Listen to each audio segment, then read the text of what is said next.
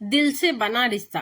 राधे राधे दोस्तों, आप सभी को हमारे चैनल में बहुत बहुत स्वागत है। तो आज की हमारी कहानी है दिल से बना रिश्ता। दोस्तों, सच्चे रिश्ते खून से नहीं दिल से निभाए जाते हैं। आज मैं एक ऐसी कहानी लेकर आपके सामने आई हूँ कि जब कई बार खून के रिश्ते मुंह मोड़ लेते हैं तो दिल के रिश्ते कुछ इतने खास बन जाते हैं कि इंसान की जिंदगी में खुशियां भरने के लिए वही काफी होती है।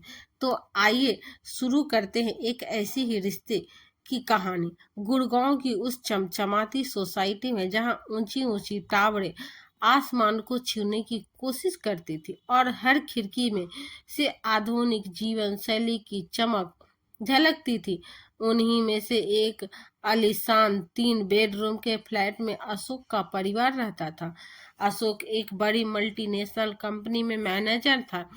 सलीकेदार कपड़े, बड़ी गाड़ी और दफ्तर में सम्मानजनक ओहदा देखने वालों को लगता था मानो जिंदगी ने उसे हर खुशी सुख सुविधा सौंप दी हो।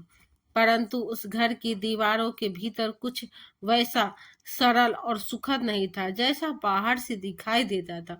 अशोक अपनी पत्नी देवयानी आधुनिक और महत्वाकांक्षी थी। उसे दुनिया की रौनक के भांति थी। पार्टियां, शॉपिंग मॉल और दोस्तों के साथ कैफे में बिताए शामें उसकी एक ही शिकायत रहती थी, जिंदगी को बंधनों में क्यों जिया जाए, क्यों हमें किसी की जिम्मेदारी ढोनी पड़े।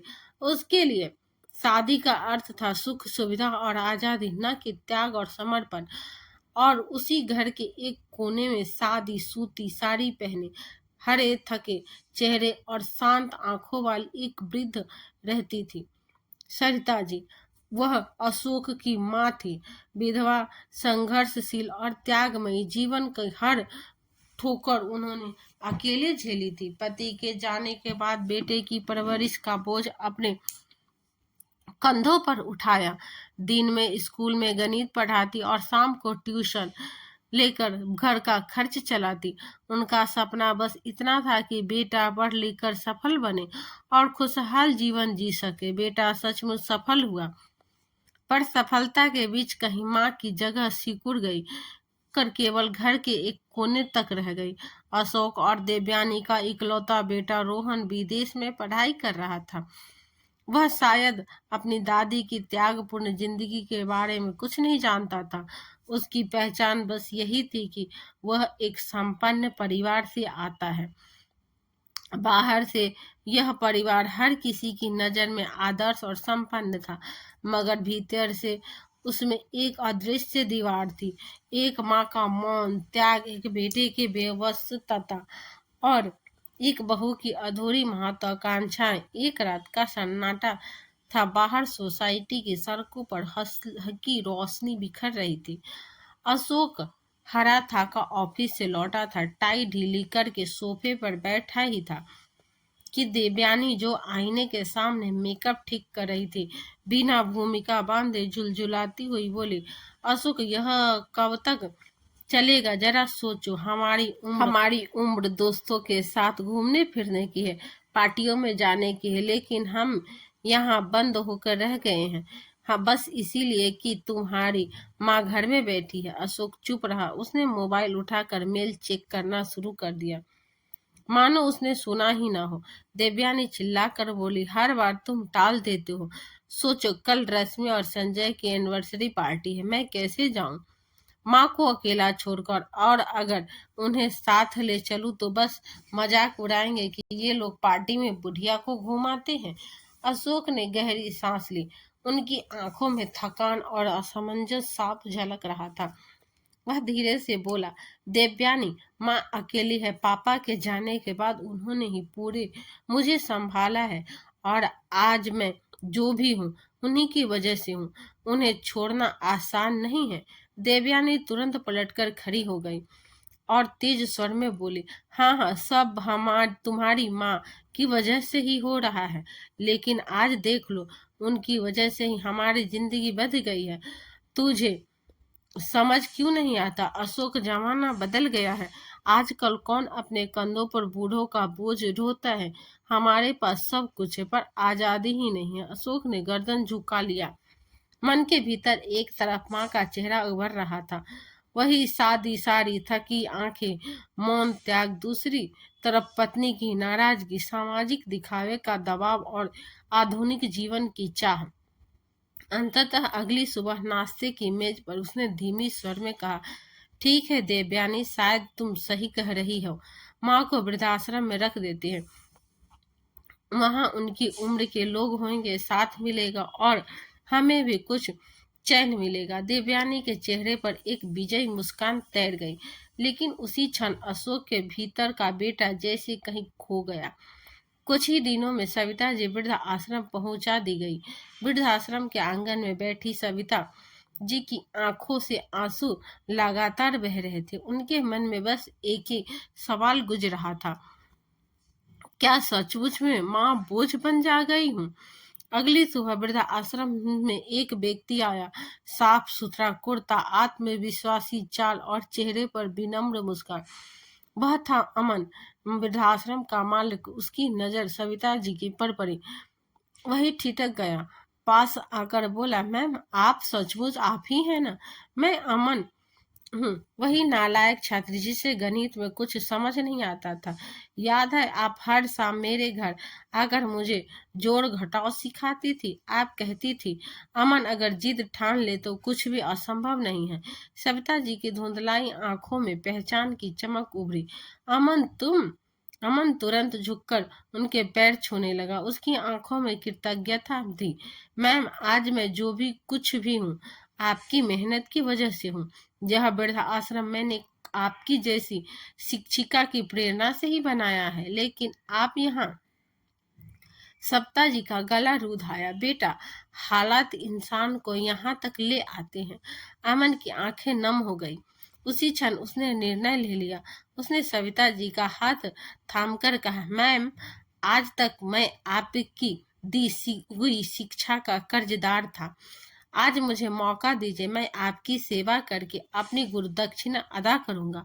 आप यहाँ मेहमान नहीं, मेरी माँ बनकर रहेंगे। उस दिन सविता जी का सुनी आंखें में फिर से चमक लौट आई। कहते हैं खून के रिश्ते जन्म से मिलते हैं, लेकिन दिल के रिश्ते कर्म से बनते हैं। और उस दिन एक शिष्य ने अपने गुरु को वह सम्मान दिया जो शायद उनका अपना बेटा भी न दे सका। यही है गुरु दक्षिणा, कृतज्ञता और दिल का रिश्ता। दफ्तर की ऊंची इमारत के भीतर कॉन्फ्रेंस रूम की दीवार पर लगी बड़ी घड़ी सुई बह के 10 बज रहा थी। कर्मचारी अपनी अपनी सीटों पर व्यस्त थे। अमन ने फोन पर रिसेप्शनिस्ट से कहा, मैनेजर को तुरंत मेरे कमरे में भेज दो।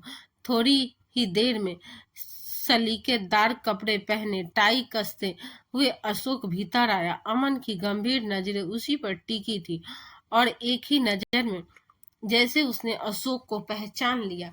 अशोक औपचारिक मुस्कान के साथ बोला, गुड मॉर्निंग सर। अमन ने ठंडी नजरों से उसकी ओर देखा और बिना मुस्कुराए कुर्सी की ओर इशारा किया। फिर तेज लेकिन नियंत्रित स्वर में कहा, बैठो अशोक। अशोक थोड़ा असहज होकर बैठ गया। कुछ क्षणों तक कमरे में सन्नाटा पसरा रहा। फिर अमन की आवाज गूंजी, अशोक तुम्हें शायद पता नहीं है, कल ही मेरी मुलाकात तुम्हारी माँ से हुई वृद्धाश्रम में। यह सुनते ही अशोक का चेहरा पीला पड़ गया। उसने होठ चीफ लिए, कोई शब्द उसकी जुबान पर नहीं आया। अमन आगे झुककर बोला, जिस माँ ने तुम्हें जीवन दिया, पढ़ाया लिखाया, तुम्हारे लिए अपने सपने कुर्बान कर दिए, उनकी कीमत तुमने यह दी कि उन्हें एक वृद्ध आश्रम में छोड़ा है। अशोक अगर तुम अपनी माँ की कद्र नहीं कर सकते तो मेरी कंपनी में तुम्हारे लिए कोई जगह नहीं है। अशोक घबराकर सफाई देने लगा, सर बात वैसी नहीं है, मेरी पत्नी, हालात आप समझ नहीं रहे हैं। अमन ने उसकी बात काट दी, उग्र स्वर में बोला, नहीं अशोक, यह हालात नहीं, यह सोच है। माँ को बोझ समझना, उन्हें अपमानित करना, यह कोई मजबूरी नहीं है बल्कि कायरता है। तुम्हारी माँ जैसी स्त्री को मैंने अपनी आंखों से संघर्ष करते देखा है। आज मैं जो कुछ भी हूँ उन्हीं की वजह से हूँ, और तुम उसी माँ को ठुकरा कर सफलता का तगमा लगाते फिरते हो। शर्म आनी चाहिए तुम्हें। कमरे का माहौल भारी हो गया। अशोक की हथेलियां पसीने से भीग गई।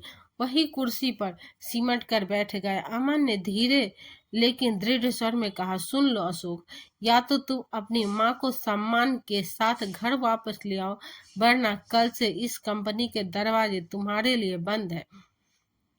और याद रखना, जब नौकरी जाएगी तो वह आलीशान घर और बड़ी बड़ी गाड़ी भी टिक नहीं पाएगी। सोच लो, फैसला तुम्हारा है। अमन की नजरें तेज थी, जैसे किसी जज ने अंतिम फैसला सुना दिया हो।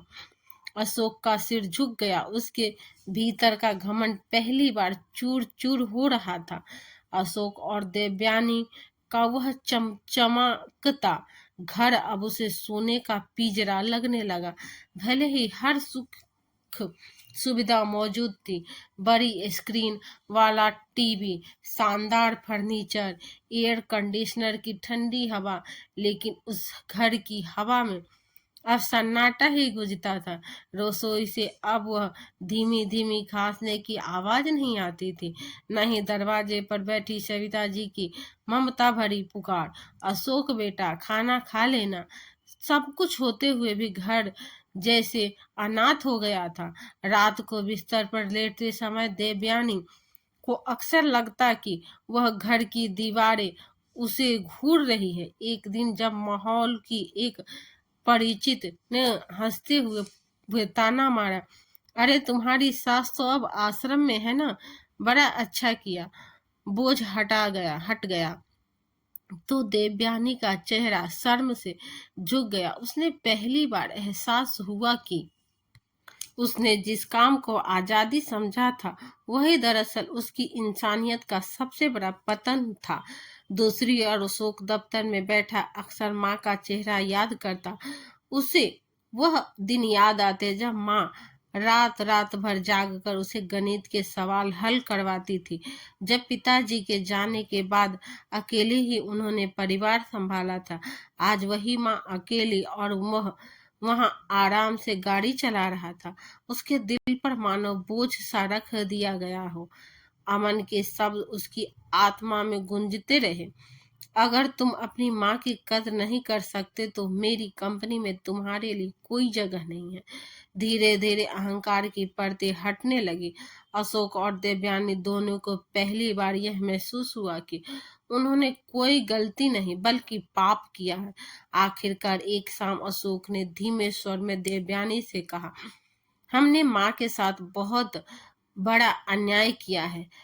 मैं अब नहीं सह सकता। मुझे उन्हें वापस लाना ही होगा। देवयानी की आंखें झुक गई। उसके पास कोई जवाब नहीं था। अगले ही दिन अशोक अपनी गाड़ी वृद्धाश्रम के बाहर रोकता है। दिल धड़क रहा है, आंखें भीगी हुई है। आंगन में वही बेंच और उसी पर बैठी सविता जी। वे अब पहले से और ज्यादा बूढ़ी, ज्यादा थकी हुई लग रही थी। अशोक उनके सामने जाकर धीरे से घुटनों के बल बैठ गया। उसकी आवाज कांप रही थी, माँ मुझे माफ कर दीजिए। मैं अंधा हो गया था, अपने ही सुख में डूबकर आपको भूल बैठा था। आपने मेरे लिए सब कुछ चाहा और मैंने आपको यह कह दिया। आश्रम का कोना। सविता जी का चेहरा पत्थर सा जरा जड़ था। आंखों से आंसू बह रहे थे, लेकिन होठ मौन रहे। अशोक ने उनके हाथ पकड़ लिया और रोते हुए बोला, माँ अगर आपने मुझे माफ नहीं किया तो मैं कभी चैन से जी नहीं पाऊंगा। मेरे घर की रौनक आप ही थी, बिना आपके सब सुना है। कृपया मेरे साथ चलिए, मुझे फिर से बेटा बनने का मौका दीजिए। वहां मौजूद बुजुर्ग और स्टाफ की आंखें भर आई। सविता जी का मन टूटा हुआ था, पर माँ का दिल पत्थर कैसे हो सकता है। उन्होंने धीरे से अशोक के सिर पर हाथ रख दिया। भरभरे स्वर में बोली, बेटा देर से सही, लेकिन तुझे अपनी भूल का एहसास तो हुआ। चल लौट चल। शायद यही तेरे पश्चाताप की सजा और मेरी तपस्या का फल है। अशोक ने आंसुओं से भीगी आंखों से माँ को गले से लगा लिया। उस पल मानो वृद्धा आश्रम की हवा में भी एक अनकही दुआ गूंज उठी। देवयानी, जो हमेशा अपने अहम में डूबी रहती थी, पहली बार टूट कर बोली, माँ जी, मुझे भी माफ कर दीजिए। मैं अपने स्वार्थ और दिखावे में अंधी हो गई थी। आज समझ आया कि घर की नींव सास नहीं बल्कि माँ जैसी सास होती है। उनका आशीर्वाद होता है। सविता जी की आंखें भर आई। उन्होंने दोनों के सिर पर हाथ रखा। उनकी आंखों से आंसू बह रहे थे, मगर उनमें दर्द नहीं बल्कि क्षमा की कोमलता थी। सविता जी घर लौट आई। उनका वही घर जो कभी उनके लिए पराया हो गया था, सचमुच अपना सा लगने लगा था। अशोक और देवयानी दोनों अब उनके सामने झुककर चलते, उनका सम्मान करते, छोटे छोटे कामों में भी माँ की राय लेने लगे। और अमन, वह अक्सर मिलने आता। उसके लिए सविता जी अब सिर्फ टीचर नहीं बल्कि माँ के समान थी। उसने साबित कर दिया कि दिल से बने रिश्ते खून से बने रिश्ते से कहीं बड़े और सच्चे होते हैं। माँ सिर्फ जन्म देने वाली नहीं होती बल्कि जीवन संवारने वाली भी होती है। कभी कभी खून से बने रिश्ते कमजोर पड़ जाते हैं, पर दिल से बने रिश्ते उम्र भर साथ रहते हैं। दोस्तों, कभी कभी दिल के रिश्ते के आगे खून के रिश्ते फीके पड़ जाते हैं। तो दोस्तों, यह थी आज की हमारी कहानी। जो आपको यह कहानी अच्छी लगी हो तो लाइक करें, सब्सक्राइब करें और कमेंट करें। राधे राधे जरूर लिखें। धन्यवाद। राधे राधे।